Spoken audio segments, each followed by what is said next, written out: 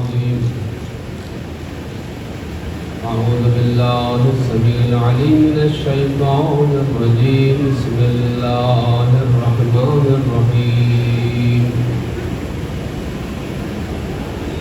الحمد لله رب العالمين بارئ الخلائق أجمعين، والصلاة والسلام على أشرف الأنبياء والمرسلين، رحمة للعالمين، شفيع المذنبين، سيدنا ومولانا أبي القاسم محمد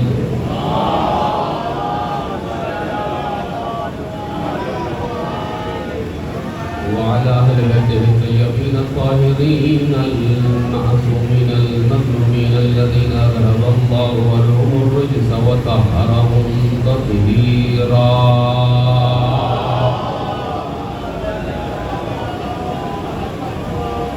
سيما بقية الله الأعظم في الأراضين، روحي وأرواح العالمين الأكرام بمقدمه الفداء، ولعنة الله على أعدائهم أجمعين من الآن إلى قيام يوم الدين، ومنكر فضائلهم وغاصب حقوقهم. أما بعد، فقد قال الله سبحانه وتعالى في كتابه المبين وهو أصدق القائلين: بسم الله الرحمن الرحيم. ولنبلونكم بشيء من الخوف والجوع ونقص من الأموال والأنفس والثمرات وبشر الصابرين الذين إذا أصابتهم مصيبة قالوا إنا لله وإنا إليه راجعون. صلوات.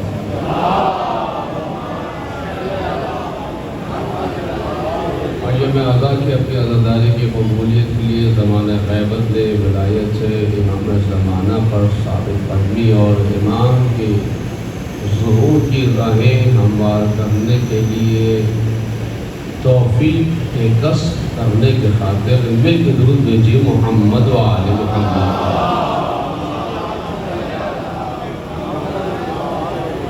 حضرت محترم مؤمنہ کے ایصال ثواب کے لیے یہ مجلس ادا منعقد کی جا رہی ہے، اور اسی مناسبت سے مجلس کے ماحول و فضا کے مطابق اپنے موضوع کو مطابقت دیتے ہوئے کچھ عرائض کو آپ کے سامنے پیش کروں گا. مشہور و معروف آیت کہ جسے آپ اکثر و بیشتر سماعت کرتے رہتے ہیں ممبروں سے: وَلَنَبْلُوَنَّكُمْ بِشَيْءٍ مِّنَ الْخَوْفِ وَالْجُوعِ وَنَقْصٍ مِّنَ الْأَمْوَالِ وَالْأَنفُسِ وَالثَّمَرَاتِ. ہم یقیناً اور حتماً تمہیں آزمائیں گے تھوڑے سے بھوک اور خوف کے ساتھ، جان اور مال اور ثمرات کی کمی کے ساتھ. اس اعلان کے بعد مشیت الہی اس کے نتیجے کی طرف ہمیں متوجہ کر رہی ہے. بشر الصابرین، آزمایا جائے گا. یہ سنت اور طریقہ ہے، یہ اسلوب بندگی ہے کہ دنیا میں آئے ہو تو پھر جانچے جاؤ گے، دنیا میں بھیجے گئے ہو تو آزمائے جاؤ گے. لیکن آزمانا ہمارا کام ہے تو پھر انعام دینا بھی ہمارا کام ہے. ایسا نہ ہو کہ تمہارے ذہن میں یہ ہو کہ ہم آزمائے جائیں گے تو کیا ہوگا. آزمائش تم دو، انعام ہماری بارگاہ سے ہوگا. وَلَنَبْلُوَنَّكُمْ، یقیناً آزمایا جائے گا. وَنَقْصٍ مِّنَ الْأَمْوَالِ وَالْأَنفُسِ، یہ ساری چیزیں. اس کے بعد کا بشر الصابرین، بشارت دو صبر کرنے والوں کو. یعنی گڈ نیوز اور نتیجہ اور محصل کن کے لیے ہے؟ ان افراد کے لیے ہے کہ جو صابر ہیں، صبر کرنے والے ہیں. الذین اذا اصابتہم مصیبہ، کہ جب بھی ان کے سامنے کوئی چیز آتی ہے فوراً کہتے ہیں انا للہ و انا الیہ راجعون، کہ ہم اللہ کی طرف سے ہیں اور ہماری واپسی اللہ کی طرف ہے. مل کے درود بھیجیے محمد والے.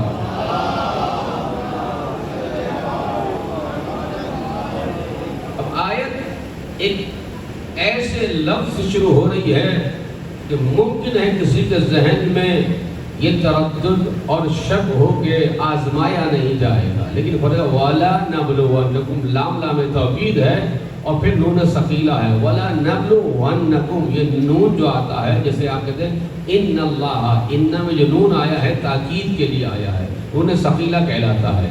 نون ثقیلہ کیا کرتا ہے؟ یعنی تاکید بیشتر کے لیے استعمال ہوتا ہے، ولا نبلونکم، لام لام تاکید اور پھر دو بار تاکید، یعنی تاکید اسکوائر۔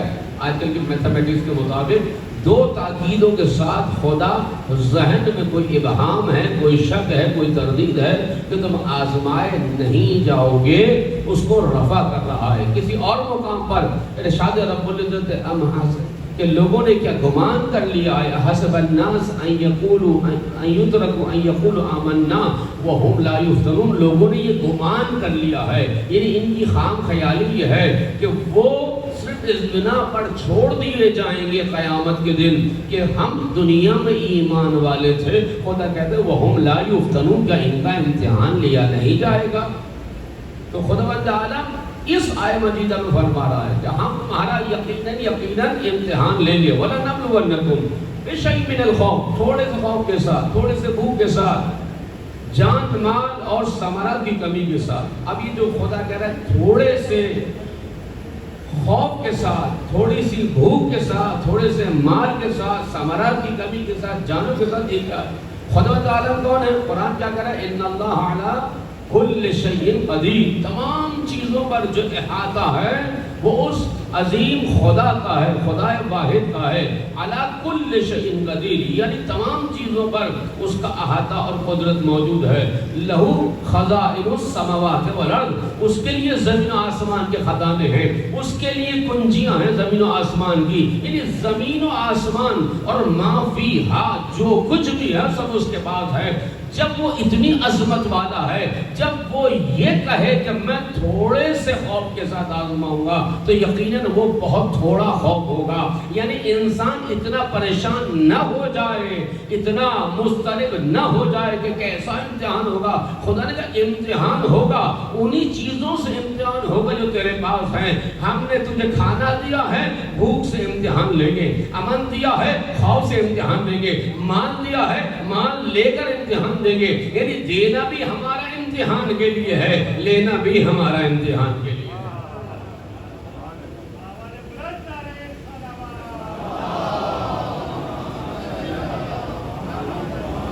کیونکہ آزمایا جا رہا ہے، یعنی جو کچھ بھی میں اور آپ اس دنیا میں فیس کر رہے ہیں، 24 گھنٹے میں جو کچھ ہمارے سامنے آ رہا ہے، جو آوازیں سماعت تک پہنچ رہی ہیں، جو الفاظ محفظ ضمیر سے جو کہوں کہ الفاظ کا جامہ پہن کر دوسروں کی سماعت کو جریدار کر رہے ہیں یا خوشحال کر رہے ہیں، جو کچھ بھی افعال انجام دیا جا رہا ہے، جو کچھ بھی نیت اور فیصلے اقدامات کیے جا رہے ہیں، ان سب کے ذریعے سے امتحان ہوگا۔ اب خدا نے کہا بہت کم بھوک اور خوف کے ساتھ امتحان ہوگا۔ اب میں ایک منزل تک آپ کو لانا چاہ رہا ہوں، لہذا میں اس آیت میں زیادہ رکوں گا نہیں۔ خدا نے کہا کہ وبشر الصابرین، لیکن اس امتحان میں ہم پہلے سے بتائے دے رہے ہیں کہ تمہارا میڈل کون سا ہے، تمہارا درجہ کون سا ہے، ہم تمہیں کون سا مرتبہ عطا کریں گے۔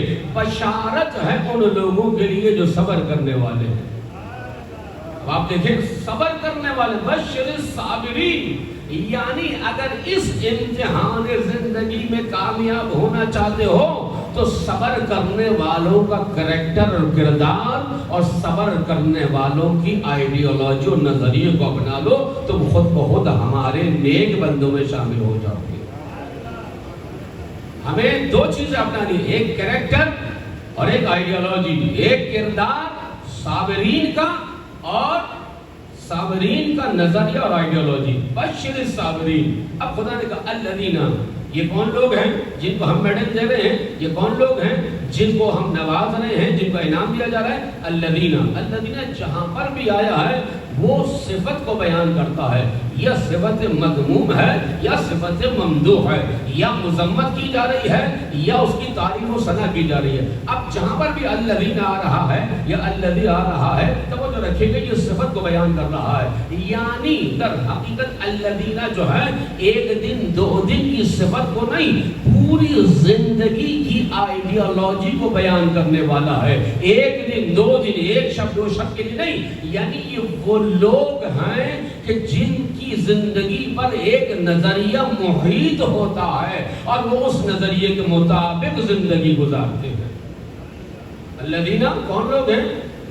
اذا اصابتہم مصیبہ، جب بھی ان کے سامنے کوئی بھی چیز آتی ہے فوراً کیا کہتے ہیں؟ انا للہ و انا الیہ راجعون۔ اس آیت کو کیا کہا جاتا ہے؟ آیت استرجاع۔ آیت استرجاع یعنی رجوع کے وقت در حقیقت جب کسی موت کی خبر سنے انسان یہ آیت پڑھے، یعنی جانے والا چلا گیا، خدا کہہ رہے تمہیں میاں چانس ملا ہے انا للہ کہہ کر ذرا اپنی آئیڈیالوجی درست کر لو۔ وہ تو گیا ہی گیا ہے، تمہارا نمبر بھی لگا ہے، توجہ رکھیے گا۔ تو انا للہ و انا الیہ راجعون، یعنی دنیا بڑی عجیب ہے، توجہ رکھیے۔ دنیا کا میکینزم میں اس پہ بحث نہیں کروں، بحث کر چکا ہوں گا۔ انسان خالی ہاتھ آتا ہے، کچھ لے کے نہیں آتا، بغیر کپڑوں کے آئے گا، کوئی زبان نہیں جانتا، خالی صفا خالی ذہن دنیا میں آیا، خالی ہاتھ آیا ہے اور گریہ کر رہا ہے، گریہ کر رہا ہے، رو رہا ہے۔ توجہ رکھیے، یہ رونا انسانی فطرت میں شامل ہے، توجہ رکھیے گا۔ اس لیے کہ اگر ولادت کے وقت بچہ نہ روئے تو والدین بھی پریشان ہیں، آیا بھی پریشان ہے، طبیب بھی پریشان ہے۔ تو اس بچے کو فطرت سے قریب کرنے کے لیے اس کی پیٹھ پر تھپکی ماری جاتی ہے کہ یہ رونا شروع کرے۔ رونا اس بات کی علامت ہے کہ یہ حیات رکھتا ہے، یہ حیات رکھتا ہے۔ اب انسان آیا خالی ہاتھ آیا ہے، توجہ رکھیے گا۔ دنیا میں آنے کے بعد قد و کاٹ پیدا کرتا ہے، صلاحیتیں کسب کرتا ہے، استعداد و صلاحیت سے مال جمع کرتا ہے، اور جب مال جمع کر لیتا ہے اور خرچ کرتا ہے، اس کے بعد جب جانے کا وقت آتا ہے تو بالکل جہاں سے سفر شروع کیا تھا بالکل ویسے ہی خالی ہاتھ جا رہا ہے، خالی ہاتھ جا رہا ہے۔ آیا خالی ہاتھ تھا، دنیا میں آیا کمایا زور بازو سے، استعداد سے، صلاحیت اسکل سے، لیکن اب یہاں سے جا رہا ہے خالی ہاتھ جا رہا ہے۔ خدا نے کہا آئے تھے بے لباس، لیکن اب ہم تمہیں بے لباس نہیں بھیجیں گے، اس لیے کہ تمہارے ساتھ ایک لباس موجود ہے، اور یہ لباس در حقیقت تیری آخرت تک تیرے ساتھ رہے گا۔ بالکل ضرور بھیجیے محمد والما۔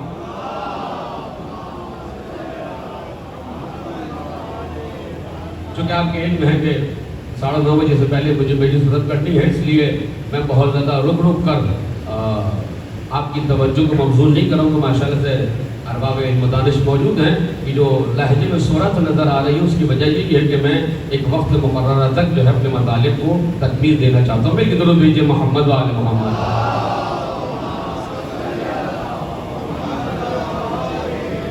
خالی ہاتھ آئے ہو خالی ہاتھ جاؤ گے۔ دنیا میں آنے کے بعد تم نے کمایا، تم نے حساب کیا، تم نے بینک بیلنس کیا، ماشاءاللہ بہت اچھا۔ عجیب انسان ہے، توجہ رکھیے گا کہ خالی ہاتھ آیا خالی ہاتھ گیا، دنیا میں کمایا، لیکن دنیا میں جو کمایا ہے اس کا حساب دینا پڑے گا۔ جس کو مولا کائنات نے، یہ ہے منبر سرونی کا خطیب، یہ ہے علی مرتضی، یہ ہے امام سخن، توجہ رکھیے گا، یہ ہے امام کلام۔ کیا کہہ رہا ہے؟ فی حلالہا حساب و فی حرامہا عذاب۔ دنیا اور آخرت کو دو جملوں میں سمیٹ دیا مولا سبحانہ نے۔ کیا کہا؟ فی حلالہا حساب، دنیا کے حلال میں حساب ہے اور حرام میں عذاب ہے۔ پورا فلسفہ حیات سمیٹ دیا مولا کائنات۔ میں کتوں بھیجے محمد و آل محمد۔ تو خدا نے کہا تمہیں یہاں پہ دو کام کرنے ہیں، ایک کریکٹر اپنانا ہے صابرین کا اور ان کی آئیڈیالوجی اپنانی۔ الذین یعنی یہ جو کہہ رہے قالو انا للہ، یہ قالو جو ہے یقیناً زبان سے ہے، اعلیٰ یعنی فرمایا، کہنا، بات کہنا، زبان پہ لانا اپنے مافی ضمیر کو، لیکن یہ صرف زبان تک نہیں ہے، توجہ رکھیے گا۔ انسان جو کچھ بولتا ہے ایک آئیڈیالوجی کے تحت بولتا ہے، مافی ضمیر یا تحت الشعور جسے کہا جاتا ہے. اب علم نفسیات میں جانا نہیں چاہ رہا، لیکن انسان جو کچھ بول رہا ہے وہ اپنے تحت شعور کے تحت بول رہا ہے. صحیح ہے کہ میں ابھی بول رہا ہوں، میرے سامنے الفاظ آ رہے ہیں، میں چن رہا ہوں اور پھر آپ کے سماعت کی نظر کر رہا ہوں، لیکن ان الفاظ کے پیچھے میرے الفاظ کی ترتیب میں، ترکیب میں، تجزیے میں ایک آئیڈیالوجی موجود ہے جو میری گفتگو پر حاوی ہے، میری گفتگو کی روح ہے کہ میری گفتگو کا خلاصہ کیا ہے. مثلا وہ سینٹرل آئیڈیا، وہ محوری نقطہ ہے. لیکن یہی وجہ ہے مولا کائنات کہتے ہیں بولو تاکہ پہچانے جاؤ. توجہ رکھیے گا، بولو تاکہ پہچانے جاؤ. کہ تم بولو گے زبان سے، شفتین اور ہونٹوں کی حرکت سے، لیکن پیچھے تمہاری آئیڈیالوجی کھل کے سامنے آئے گی. وہاں کھل کے سامنے آئے گی کہ تمہارا نظریہ کیا ہے، ما فی الضمیر کیا ہے، تمہاری نظر و فکر کیا ہے. مل کے درود بھیجے محمد و آل محمد. الذین قالوا، جو لوگ کہتے ہیں انا للہ و انا الیہ راجعون. اب یہاں پر چونکہ لفظ مصیبت آیا ہے، لہٰذا ہماری مصیبت کا ترجمہ کیا جاتا ہے تنگی، حرج، پریشانی، مشکل، اسی قسم کی تعبیریں استعمال کی جاتی ہے. مصیبت ہے، ٹریفک جام ہو گیا مصیبت، بارش کا پانی کھڑا ہو گیا مصیبت، لائٹ بے وقت چلی جائے مصیبت، نہ جانے کتنی مصیبتیں ہم دیکھ رہے ہوتے ہیں. لیکن قرآن میں جسے مصیبت کہا ہے، الذین اذا اصابتہم مصیبت، یعنی مصیبت اردو والی مصیبت نہیں ہے، توجہ رکھیے گا، یہ قرآن والی مصیبت ہے. اس لیے قرآن کے مزاج سے آشنائی ضروری ہے. توجہ رکھیے گا، یعنی جب تک ہم اپنے آپ کو قرآن کے مزاج میں نہیں ڈھالیں گے، قرآن کا نور ہمارے اندر نہیں آ سکتا. اب مثال کے طور پر ایک ظرف ہے، مثلا یہاں گلاس رکھا ہے، اس کو کہتے ہیں ظرف. اس کے اندر جو پانی اور مائع موجود ہے یہ مظروف ہے. جو مظروف ہے اس کی کوئی ہیئت نہیں ہے، اس کی کوئی شکل اور شیپ نہیں ہے. یہ جس ظرف میں ڈالا جاتا ہے ویسے ہی حیات و شکل کو اختیار کر لیتا ہے. ظرف و مظروف ایک دوسرے سے ایک تعلق موجود ہے، یعنی مظروف تابع ہے ظرف کا. جیسے ظرف کی شکل ہوگی ویسے ہی مظروف کی شکل ہو جائے گی. اب اگر یہ نقطہ سمجھ میں آ جائے تو خدا کا رسول کیا کہہ رہا ہے، انی تارکن فیکم الثقلین کتاب اللہ عترتی و اہل بیتی. دو ظرف چھوڑ کے جا رہا ہوں، ایک کا نام قرآن ہے، ایک کا نام اہل بیت ہے. تو اگر چاہتے ہو کہ قرآنی مزاج ہو جائے، ولائی اور امامی مزاج ہو جائے، تو قرآن کے ظرف کے مطابق بھی خود کو ڈھالنا ہوگا اور ولائی اور امامی ظرف کے مطابق بھی ڈھالنا ہوگا. من مانی نہیں ہوگی بلکہ ولایت کی حکمرانی ہوگی. بھئی کہ درود بھیجے محمد و آل محمد.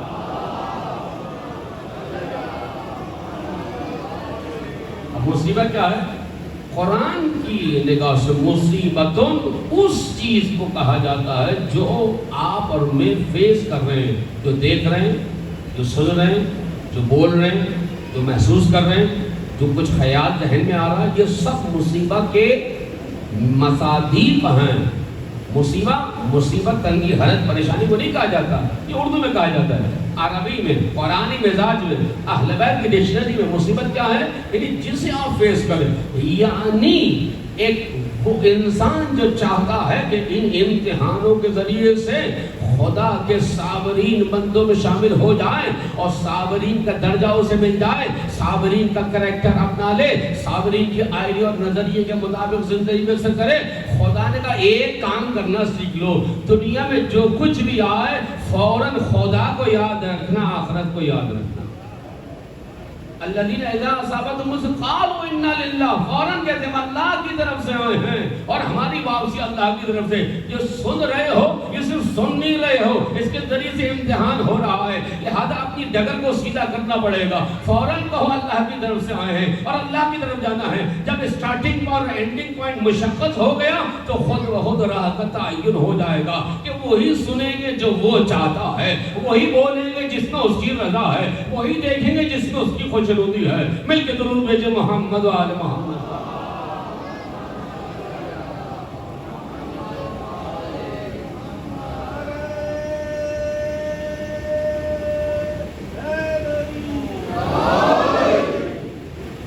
الذین اذا اصابتهم مصیبۃ، لہذا اس خیال باطل کو ذہن سے نکالنا پڑے گا.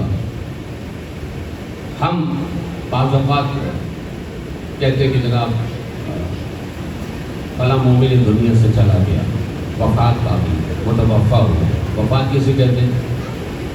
شاید 40 سال سے اوپر کے جتنے افراد یہاں بیٹھے ان کو 12 وفات اچھی طرح یاد ہوگی. 12 وفات منائی جاتی تھی. ایک ہی دن خوشی بھی ہوتی تھی، ایک ہی دن غم بھی ہوتا تھا. تو ایک ہمارے دوست ہیں اینکر کہنے لگی بھائی 18 ذوالحج کے دن مسلمان خوشی منائیں، علی کی ولایت کی یا خلیفہ سوم کی شہادت غم منائیں. میں نے کہا وہی کریں جو 12 وفات کو کرتے ہیں، وہی کریں جو 12 وفات کو کرتے ہیں. تو وفات کیا ہے؟ وفا سے ہے. وفا یعنی پورا پورا لے لینا، یعنی زندگی تمہاری پوری ہو گئی، سب پورا ہو گیا، ٹائم پورا ہو گیا، خدا نے تمہاری روح کو اپنے پاس بلا لیا. اس کو کہتے ہیں وفات. متوفا یعنی جس کا ٹائم پورا ہو جائے. توجہ رکھیے گا. اب مثال کے طور پر جو شخص 80 سال کا ہے وہ 80 سال کی عمر لکھوا کے لایا تھا، جو 40 سال کی لکھوا کے لایا تھا وہ 40 سال گزار کے چلا جائے گا. سب کا ٹائم مشخص ہے. آنے کا ٹائم معلوم ہے جی، جانے کا ٹائم نہیں معلوم. یہ پرائیویٹ جاب ہے. پرائیویٹ جاب میں یہ کہتے ہیں نا، نجی کمپنیوں میں آنے کا ٹائم ہے، جانے کا ٹائم نہیں ہے، کچھ نہیں معلوم کب جاؤ. لہٰذا آنے کا ٹائم معلوم ہے، جانے کا ٹائم نہیں معلوم. اب خدا نے کہ وفات کیا ہے؟ جب تمہارا ٹائم پورا ہو جائے گا. اب بچہ 20 سال کا ہو گیا، بچہ 4 سال کا ہو گیا، اب ہم کلائب بھی کر رہے ہیں happy birth day to you جی، شمع پھونکی جا رہی ہے. آپ شکر خدا ادا کرے، خدا نے بیٹا دیا ہے، بیٹی دی، صحیح سالم دی، ہاتھ تک سالم ہے، عقل ہے، سماعت ہے، بصارت ہے، ذہانت ہے، ذکاوت ہے، سن رہا ہے، بول رہا ہے، سمجھ رہا ہے، پہچان رہا ہے، اپنے ایکسپریشنز کا اظہار کر رہا ہے. شکر ادا کرے. اب یہ کلائمبنگ کرے اور کیک کاٹے، میں اس کے ساتھ حق میں نہیں ہوں. لیکن کیا بچہ 2 سال کا ہو گیا، یہ آپ تصویر کا ایک رخ دیکھ رہے ہوتے ہیں. توجہ رکھیے گا. ساتھ ساتھ ہے میں پہلے بتا چکا، میرے لہجے میں جو صورت ہے وہ وقت کی تنگی کی وجہ سے، لہذا آپ کی سماعتوں کی صورت کا میں طالب ہوں. مل کے درود بھیجئے محمد وآل محمد.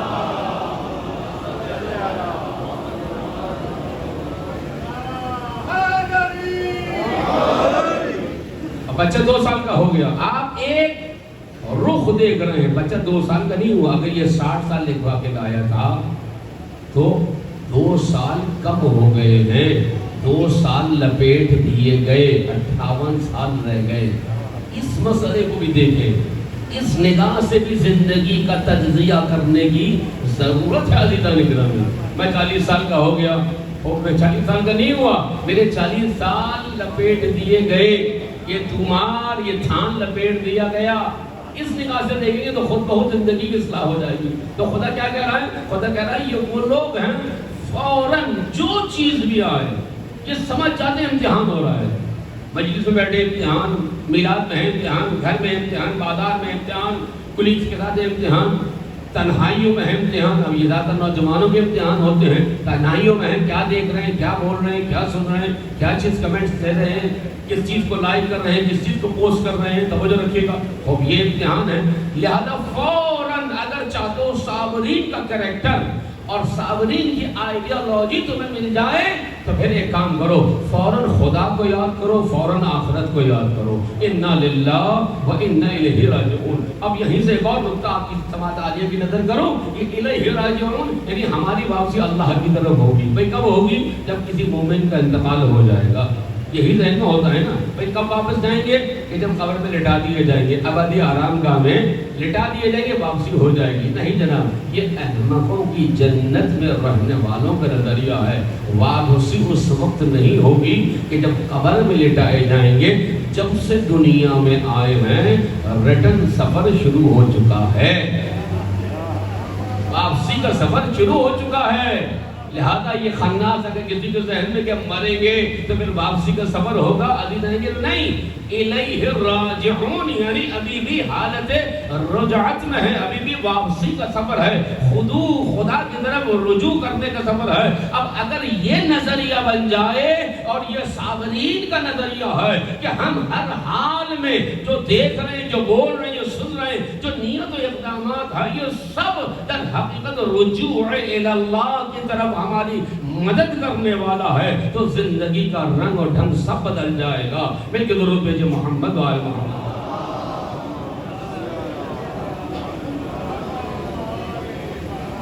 لہذا ہمیں صابرین کے کریکٹر کو اپنانا ہے۔ اور پھر یہیں سے ایک اور نقطہ میرے ذہن میں آ رہا ہے کہ ہمیں صابرین کے درجے کو حاصل کرنے کے لیے اور صابرین کے کریکٹر کو حاصل کرنے کے لیے تگدو کرنی پڑے گی۔ کریکٹر کوئی میڈل نہیں ہے، توجہ رکھیے گا، کوئی تمغہ نہیں ہے، کوئی بیج نہیں ہے، کوئی نمائشی چیز نہیں ہے کہ گلے میں یا گھر میں لٹکانے سے ہم صابر بن جائیں۔ صابر اس میں فاعل ہے، توجہ رکھیے گا۔ صابر صاد الف بیر صابر، جیسے قاتل ہوتا ہے قتل کرنے والا، صابر یعنی صبر کرنے والا، یعنی جب تک یہ صبر تمہاری ذات کے رگ و پے میں داخل نہ ہو جائے، یعنی رسوخ نہ کرے جاؤ قلب و ایمان و ذہن و فکر و نیت میں، اس وقت تک انسان صابر نہیں بن سکتا۔ توجہ رکھیے گا، اس وقت تک صابر نہیں بن سکتا، یعنی کہنے سے انسان صابر نہیں ہوگا، کہلانے سے صابر نہیں ہوگا۔ اب دنیا میں آپ کو بہت سے شریف مل جائیں گے، دنیا میں پاکستان میں بہت سے شریف مل جائیں گے، لیکن کیا واقعی وہ شریف ہیں؟ توجہ رکھیے گا۔ تو اس کو ہماری ایک عادت ہے اسم با مسمى، یعنی جیسا اسم ویسی ذات۔ توجہ رکھیے گا، جیسا اسم ویسی ذات۔ اب کسی موقع میں نے کہا تھا کہ ایک ناصر ہوتا ہے، نصرت کرنے والا، ممکن ہے کبھی زندگی میں کسی کی مدد ہی نہ کی ہو۔ جیسے شریف ہیں ہمارے یہاں، یہ مسلط ہیں یا نہیں ہیں، لیکن کیا واقعی شریف ہیں؟ شرافت ہے، نجابت ہے، میں بالکل چھوٹے نہیں بول رہی۔ تو ناصر ہوتا ہے، لیکن ہو سکتا ہے کسی کی نصرت نہ کی ہو، یہ اسم مسمى نہیں ہے۔ خدا کہتا ہے صابر بنو، یعنی نام کے بھی اور کام کے بھی۔ توجہ رکھیے گا، علی اسم با مسمى ہے، نام کا بھی علی ہے اور کام کا بھی علی ہے، اس لیے کہ اس علی اعلیٰ نے علی کو علویت دی ہے، رفعت دی ہے، عظمت دی ہے، یہ نام کا بھی علی ہے، اور جو اس سے متمسک ہو جاتا ہے خدا علی کے ذریعے سے اس کردار کو رفعت عطا کرتا ہے۔ مل کے درود بھیجے محمد و آل محمد۔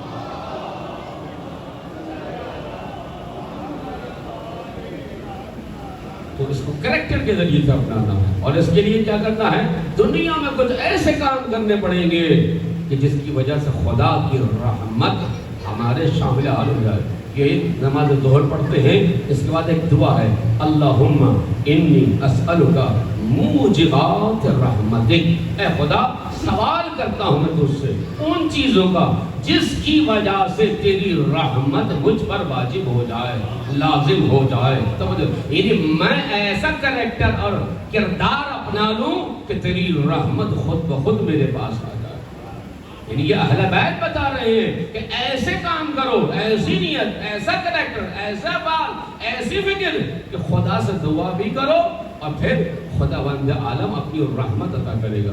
یہی وجہ ہے کہ اگر میں کسی کو، مثلا ہمارے دوست بیٹھے ہیں پرانے، میں کہوں مرحوم آپ کیسے ہیں تو ناراض ہو جائیں گے کہ جناب آپ نے مجھے اچھا خاصا مرحوم بنا دیا، میں تو زندہ ہوں، کسی کے سامنے مرحوم، زندہ کے ساتھ مرحوم، اس لیے ناراض ہو جائے گا۔ لیکن اہل بیت کہتے ہیں جو دنیا میں مرحوم نہ بنے وہ آخرت میں بھی مرحوم نہیں بن سکتا۔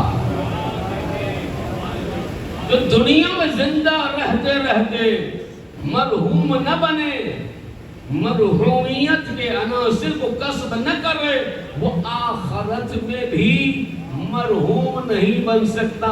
اس لیے ماہ رمضان کی آخری دعاؤں میں سے ایک دعا کیا ہے؟ اللہم اجعلنی من المرحومین، خدا مجھے مرحوموں میں سے قرار دے، ولا تجعلنی من المحرومین، مجھے محروم لوگوں میں سے قرار نہ دے۔ یعنی دنیا میں جب تک ہوں قرآن اور اہل بیت کے ذریعے سے تیری رحمت کسب کرتا رہوں، تاکہ دنیا میں مرحوم بنوں گا تو آخرت میں مرحوم بنوں گا۔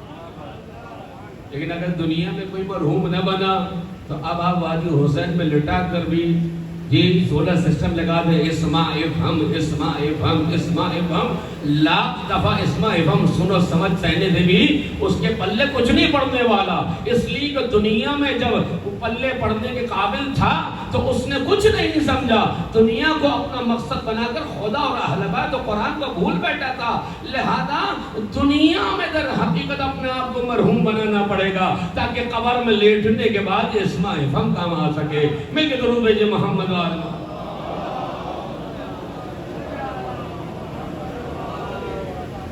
تو خدا کیا کہہ رہا ہے کہ بشر صابرین، بشارت ہے صابرین کے لیے، کریکٹر اپناؤ، ذات میں لے کر آؤ، عمل میں لے کر آؤ۔ اور پھر بس یہیں سے ایک اور آیت کی طرف ارجا دیتے ہوئے میں مسائل کی طرف آ رہا ہوں، کیونکہ امام سجاد کی شہادت کے ایام بھی ہیں، وہ امام صابر ہے، یا یوں کہوں کہ صابرین کا امام ہے، لہٰذا اسی سے میں اس مسائل کو ملحق کر دوں گا۔ قرآن مجید میں خدا مختلف جگہ پہ کہتا ہے کہ ہم اللہ ان لوگوں کے ساتھ ہیں۔ توجہ رکھیے گا، بہت بڑا مرتبہ ہے یہ۔ ایک دفعہ آپ کسی کا ذکر کرتے ہیں، مثلا آپ کہتے ہیں میں فلاں بڑی شخصیت سے محبت کرتا ہوں، اور وہ بڑی شخصیت پلٹ کے مثلا کہے کہ جناب میں بھی آپ سے محبت کرتا ہوں، آپ تو بڑے چوڑے ہو جائیں گے، 4 کلو خون بڑھ جائے گا، ارے جناب وہاں سے تصدیق ہو گئے۔ ایک دفعہ آپ ذاکر ہوتے ہیں، خدا مدبور ہوتا ہے۔ آپ ذاکر ہیں، خدا کا ذکر کریں، خدا مذکور ہے۔ ایک وہ مقام آتا ہے جہاں خدا ذاکر بن جاتا ہے، بندہ مذکور بن جاتا ہے۔ توجہ کیا آپ نے؟ ہم مخلص ہیں، جب مخلص بنیں گے، خالص بنیں گے تو مخلص کے درجے میں پہنچیں گے۔ آیت اللہ بہجت سے پوچھا، یہ قرآن کہہ رہا ہے کہ میں تیرے مخلص خالص شدہ بندوں کو جو تیری بارگاہ سے سرٹیفکیٹ لے چکے ہیں، سند لے چکے ہیں، میں ان کو گمراہ نہیں کر سکتا۔ تو قبلہ بتائیے، آیت اللہ بہجت بتائیے کہ ہم مخلص کیسے بنے؟ مخلص اس میں مفعول ہے، یعنی جو خالص ہو جاتا ہے، خدا کی طرف سے عطا ہوتی ہے، وہ خالص ہو جاتا ہے۔ کہا کہ جب تم مخلص یعنی اس میں فاعل کی منازل طے کر لو گے تو خود بخود مخلص کے درجے میں پہنچ جاؤ گے۔ لیکن اگر کوئی مخلص ہی نہ بنے تو پھر مخلص کے درجے پہ نہیں پہنچ سکتا۔ تو خدا کا مذکور بننے کے لیے پہلے ذاکر بننا پڑتا ہے۔ توجہ رکھیے گا، فَاذْكُرُونِي أَذْكُرْكُمْ۔ قرآن مجید میں کیا ارشاد کر رہا خدا؟ کیا ارشاد فرما رہا ہے؟ تم میرا ذکر کرو، میں مذکور تم ذاکر۔ ایک وقت آئے گا میں اللہ ذاکر تم مذکور ہو جاؤ گے۔ اب کسی آیت کو دوسرے انداز سے دیکھیے، ان اللہ مع الصابرین۔ آپ پہنچے جماعت میں، مولانا نماز پڑھا، آپ نے کہا ان اللہ مع الصابرین، یا اللہ یا اللہ۔ مولانا میں آ گیا، لیٹ ہو گیا تھا، رک جائیے، ذکر رکوع طول دے دیجئے، ان اللہ مع الصابرین۔ مولانا نے سنا اور ذکر رکوع طول دے دیا۔ اچھا جناب، یہ مع الصابرین کیا؟ یعنی وہی آئیڈیالوجی اگر تم نے اپنا لی، وہی کریکٹر جو تمہیں اس دار امتحان میں کامیابی عطا کرنے والا یہ کریکٹر اور آئیڈیالوجی، تو خدا کہہ رہے ہیں ہم خدا تم صابرین کے ساتھ ہو جائیں گے۔ کتنا بڑا درجہ ہے، کتنا بڑا درجہ ہے۔ خدا واضح الفاظ میں کہہ رہے ہیں ان اللہ مع الصابرین، یعنی اتنا عظیم درجہ کہ خدا اپنی خدائیت کے ساتھ، توجہ رکھیے گا، صابرین کے ساتھ۔ اب یہ معیت جو ہے صابرین کی، توجہ رکھیے گا، یہ معیت اللہ کا ساتھ جو ہے، اس کی 3 نشانیاں بتا کر میں بس مسائل کی طرف آ رہا ہوں۔ پہلی نشانی یہ معیت اللہ جسے حاصل ہو جائے، خدا کا ساتھ جسے حاصل ہو جائے، خدا کا حضور اور عرفان جس کے ایمان میں راسخ و پختہ ہو جائے، پہلی چیز کہ زندگی کا ہدف واضح اور مشخص ہو جاتا ہے، اس کی زندگی کا ہدف اوجھل اور پنہان نہیں رہتا۔ پہلا نتیجہ ملے گا اگر اللہ آپ کے ساتھ ہو جائے، اللہ کی رحمت آپ کے ساتھ ہو جائے، اللہ نے جو زندگی دی، جو سماعت دی، جو بصارت دی، جو قوت گویائی دی، جو آپ کو ذہانت دی، ذکاوت دی، استعداد دی، صلاحیت دی سوچنے سمجھنے کی، اگر آپ نے صبر کرنے والے جو آئیڈیالوجی اپنائی، خدا کہے گا ہم تمہارے ساتھ ہوں گے۔ اب یہ معیت کیا ہے؟ ایک آیت اور آپ کی سماعت کی نظر، ہوا معاکم اینما کنتم، تم جہاں پر بھی ہو وہ تمہارے ساتھ ہے۔ یعنی یہ معیت ہے، خداوندی ہر انسان کے ساتھ ہے۔ اب نوجوان بچوں کو سمجھانے کے لیے مثلا یہاں نور ہے، میں کہوں گا النور معاکم، نور آپ کے ساتھ ہے، الاکسیجن معکم، یہ ہوا یہ آکسیجن جو ہے تمہارے ساتھ ہے. یعنی اس نے احاطہ کیا ہوا اس فضا کا، اس نور نے احاطہ کیا ہوا ہے، ہمیں گھیرا ہوا ہے اس نور و فضا نے. اگر آکسیجن اور نور کی مثال سمجھ میں آ جائے تو تھوڑی دیر کے لیے سمجھنے کے لیے اللہ کی معیت بھی آ جائے گی. یعنی اللہ 24 گھنٹے تمہارے ساتھ ہے. اب پہلا نتیجہ یہ ملے گا صبر کرنے والوں کو کہ اللہ کا ساتھ مل جائے گا، اور اس کا پہلا نتیجہ یہ ہوگا کہ آپ کا ہدف آپ کی نظروں سے اوجھل نہیں ہوگا. اس لیے اٹھتے بیٹھتے آپ کیا کر رہے ہیں؟ انا للہ و انا الیہ راجعون. ذہن میں ہونا چاہیے. اسی لیے کہہ رہا ہوں کریکٹر اپنائیں صابرین کا، اس لیے کہہ رہا ہوں آئیڈیالوجی اپنائیں صابرین کی. ضروری نہیں کہ ہر وقت زبان سے کہیں انا للہ و انا، نہیں، فکر تمہاری کام کرتی رہے کہ جو کچھ بھی ہے وہ اللہ کی طرف واپسی ہے. لہذا پہلی چیز یہ کہ زندگی کا مقصد اوجھل نہیں ہوتا. خدا، قیامت، اہل بیت سب مشخص واضح شفاف ہے. اور میں نے کسی موقع پہ اپنے اہل سنت دوست کے ساتھ کہا تھا، انہوں نے کہا کہ آپ کی مجالس ادا ہوتی ہیں، یہ بہت بڑی نعمت ہے کہ آپ لوگ جمع ہوتے ہیں ویکلی، اور مثلا ماہ محرم میں اور مختلف ایام شہادت و ولادت میں، یہ بہت بڑی نعمت ہے. میں نے کہا جی یہ بہت بڑی نعمت ہے. اور اس کے بعد میں نے ایک جملہ کہا تھا کہ وہ چیزیں جو ہم عام اور روٹین لائف میں بھول جاتے ہیں، فراموش کر دیتے ہیں، یہ مجلس عزائے حسین ابن علی ہمارے سامنے مشخص کر دیتی ہے،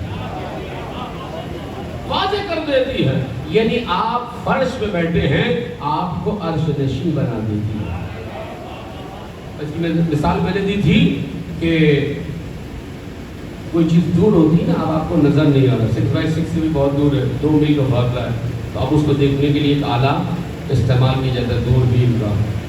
دوربین یعنی دور اور بین یعنی دیکھنا.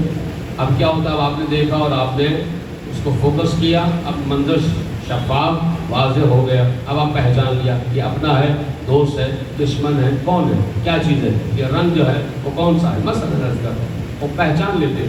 کیا وہ آلہ لگانے سے وہ چیز قریب آ جاتی ہے؟ آپ اس کے قریب چلے جاتے ہیں؟ نہیں، نہ وہ قریب آئے گی نہ آپ اس کے قریب جائیں گے. آلے نے کیا کیا، وہ جو بیچ کا درمیانی فاصلہ تھا، ڈسٹینس تھا، اس میں جو رکاوٹیں تھیں اس کو دور کر کے منظر کو شفاف کر دیا. منظر کو شفاف کر دیا. نہ آپ وہاں گئے نہ وہ یہاں آئی، توجہ رکھیے گا. لیکن مجلس عذاب وہ دوربین ہے، توجہ رکھیے گا، وہ دوربین ہے جو صرف منظر کو شفاف نہیں کرتی، قبر و قیامت نہیں دکھاتی، سوال جواب نہیں دکھاتی، شفاعت نہیں دکھاتی، اہل بیت کی قربت نہیں دکھاتی، بلکہ آپ کو ابھی ان عظیم منازل کے لیے تیار کرنے کا جذبہ عطا کرتی ہے. آپ کو ابھی ہے. لہذا وہ چیز جو ہم عام روٹین لائف بھول جاتے ہیں، مجلس عزائے حسین ہمیں دکھا دیتی ہے. اور ہور جیسا انسان، توجہ رکھیے گا، جو ابھی حسینی بنا نہیں ہے، سوچ رہا ہے، فکر کر رہا ہے، تفکر کی منزل پر ہے، وہ کہہ رہا ہے میں اپنے آپ کو جنت و جہنم کے درمیان محسوس کر رہا ہوں. یعنی فکر حسین آئی نہیں، ابھی تو بوئے حسین آئی ہے. تو دنیا میں انسان در حقیقت عالم برزخ کو دیکھنے لگ جاتا ہے. مل کے ضرور دیجئے محمد والے.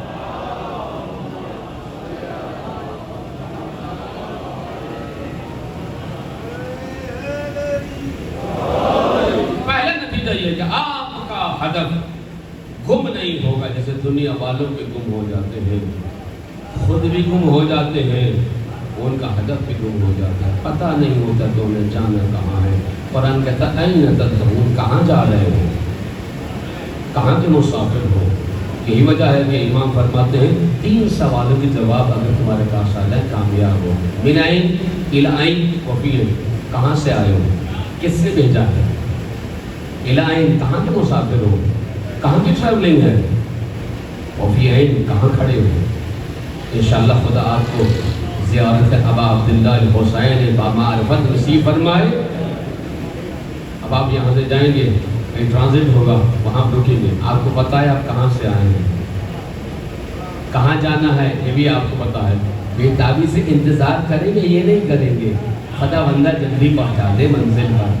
خداوندہ دل بیتاب ہے، توجہ رکھیے گا، وہاں پر ایئرپورٹ کی رنگینی میں گم نہیں ہو جائیں گے، توجہ رکھیے گا، خریداری بھی کریں گے تو آپے سے باہر نہیں ہوں گے۔ بس یہ چھوٹی سی مثال سمجھانے کے لیے کافی ہے، کہاں سے آئے ہو، کہاں کے مسافر ہو اور کہاں کھڑے ہو۔ تو مولا کہہ رہے ہیں کہ یہ 3 سوال اگر جواب آ جائیں دنیا کے کامیاب ترین انسان۔ دوسرا ہدف کیا ہے؟ پہلا ہدف کیا ہے کہ پہلا نتیجہ کیا ہے کہ ہدف تمہارا مشخص ہو جائے گا۔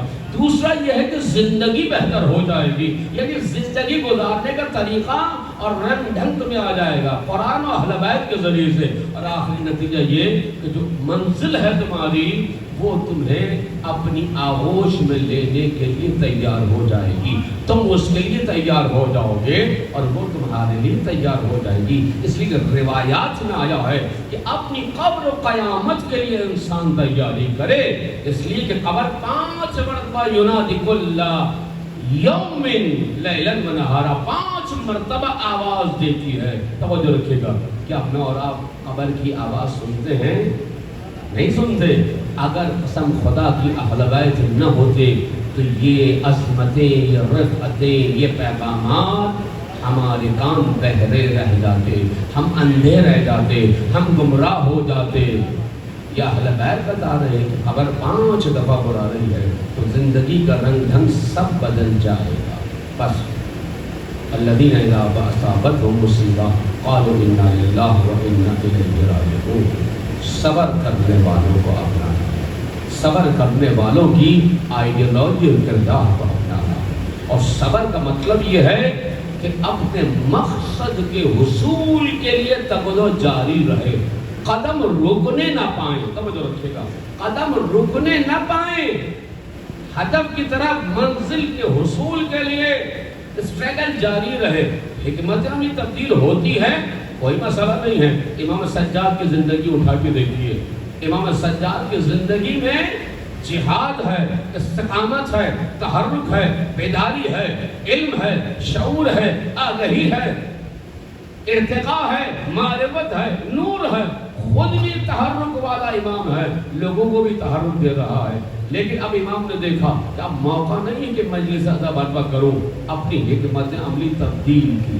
صبر کرنے کا مطلب ظلم کو برداشت کر کے اپنے مقصد سے دستبردار ہو جانا نہیں ہے۔ امام سجاد کی زندگی صابرین کے لیے، ہم لوگوں کے لیے نمونہ عمل ہے کہ اپنے مقصد تک حصول کے لیے امام اسٹرگل کر رہا ہے۔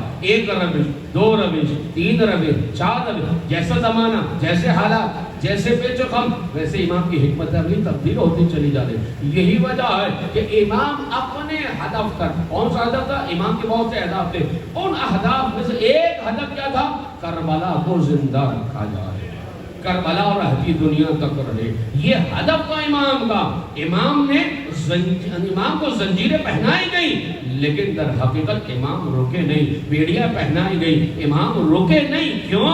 کیونکہ صبر کا مطلب دنیا کو بتانا تھا کہ اسٹرگل جاری رہے، استقامت کا صبر ہوتا رہے۔ یہی وجہ ہے آج اس زمانے آخر میں جو اسلامی طاقتیں ہیں، جو امام زمانہ کے انقلاب کی راہیں ہموار کرنے والے ہیں، وہ ان شہادتوں ہرگز نہیں گھبرانے والے۔ فلسطین کی شہادتیں ہوں یا پارا چنار کی شہادتیں ہوں، عزیزان گرامی یہ سفر رکنا نہیں چاہیے، اور پھر ان شہادتوں سے ہمیں استقامت کا درس لینا چاہیے تاکہ ہم بھی استقامت کے ساتھ آگے بڑھیں اور اس طریقے سے آگے بڑھیں تاکہ ہم اپنے مقصد کو فوت نہ ہونے دیں، جیسا کہ امام سجاد علیہ السلام نے اپنے مقصد کو فوت ہونے نہیں دیا، جس طرح اس کی دادی حضرت فاطمہ الزہرا نے اپنے مقصد کو فوت ہونے نہیں دیا، اسٹرگل کی ہے، ارتقاء کیا ہے، جد و جہد کی ہے، کوشش کی ہے، ایک کے بعد ایک حکمت اپنی اپنائی ہے۔ جناب زہرا نے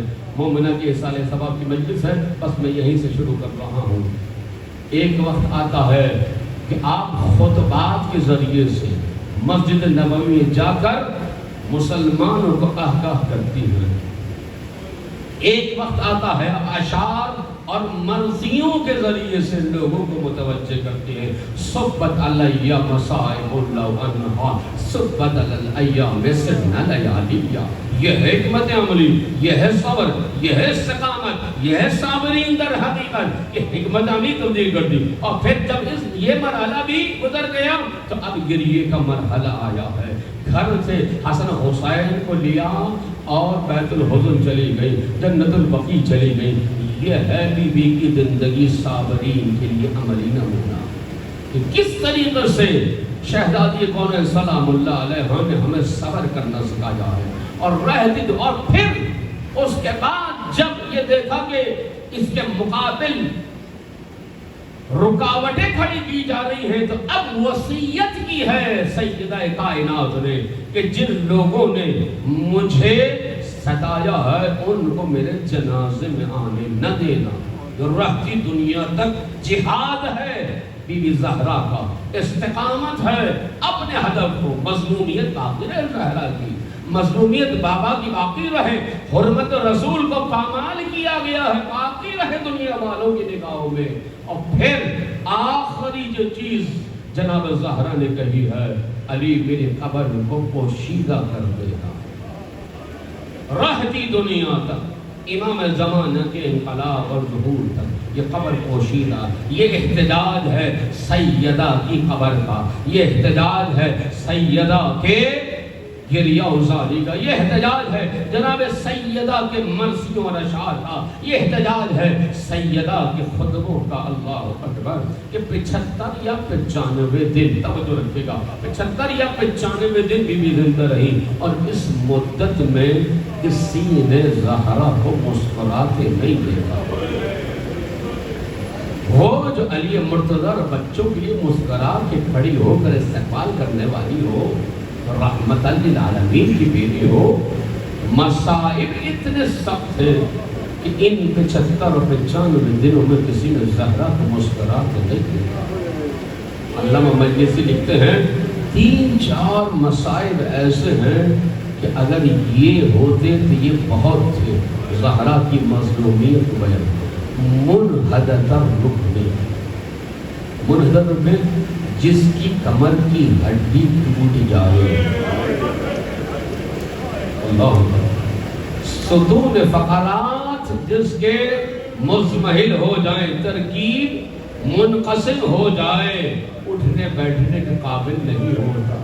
اللہ اکبر. ہاں کیوں تعجب ہے آپ کو کہ زہرا کی کمر مبارک پر جب در و دیوار کے درمیان شہزادی آ گئی تھی تو ایک دفعہ دروازے کو لات ماری ہے کسی نابکار نے. اللہ اکبر. جلتا ہوا دروازہ جناب زہرا کے سینے پہ گرا. اللہ اکبر. گل محمدی در و دیوار کے درمیان. اور پھر علامہ محمود لکھتے ہیں زہرا کے مصائب جاننا چاہتے ہو، وہ کیل جو دروازے میں موجود تھی سرخ اور آہن اور انگارہ ہو کر زہرا کے سینے میں پیوست.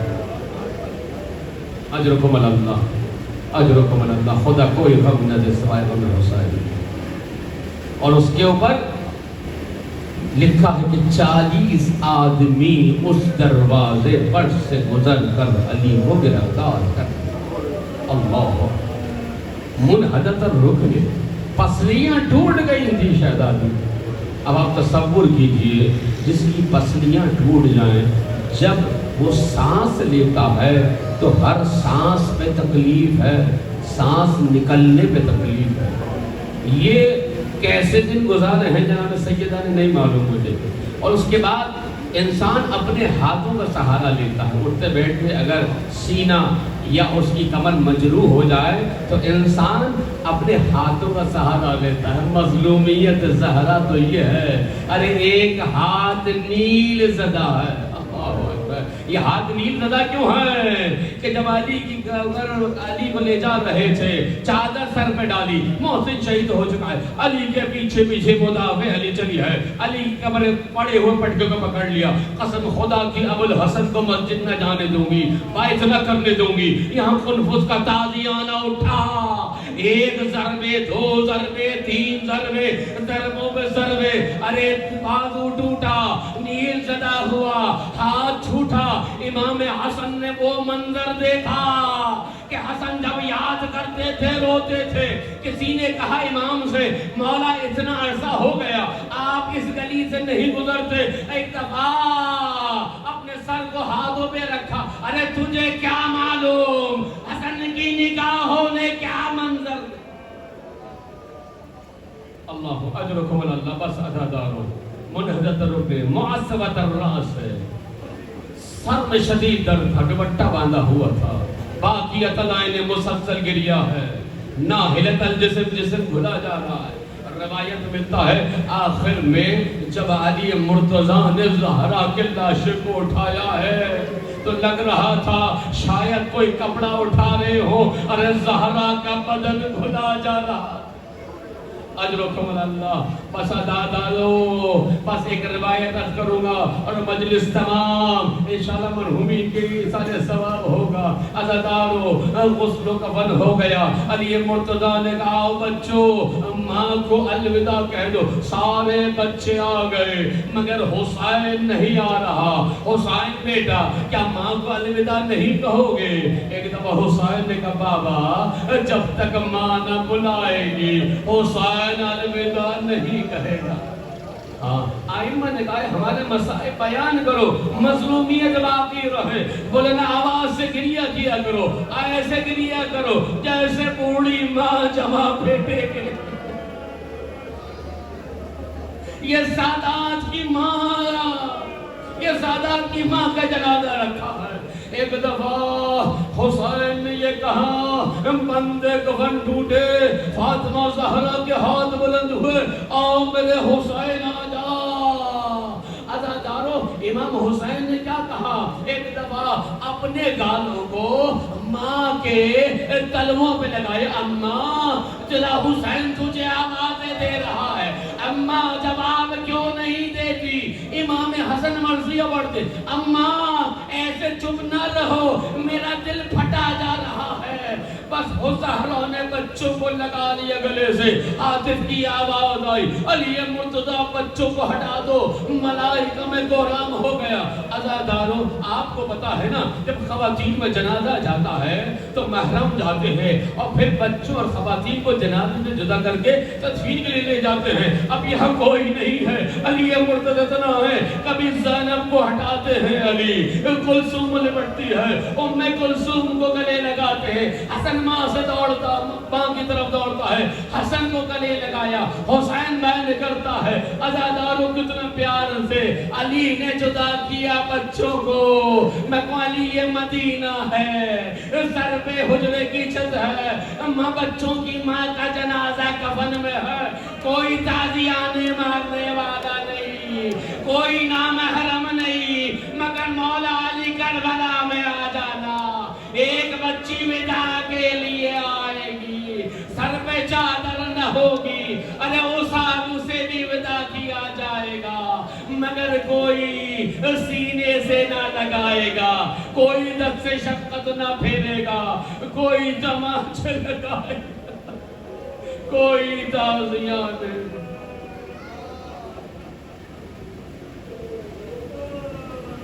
الا لعنۃ اللہ علی القوم الظالمین وصیعان المؤمنین ولم یمن قلبیت بار اللہ ہمارے خلیل عبادت کو قبول فرما، ہماری ناسو کا ہماری بخشش اور معرفت اہل بیت میں اضافے کا ذریعہ قرار دے، امام ظہور میں تعجیل فرما، مظلوموں کی مدد کے لیے امام ظہور میں تعجیل فرما، ہم سب کو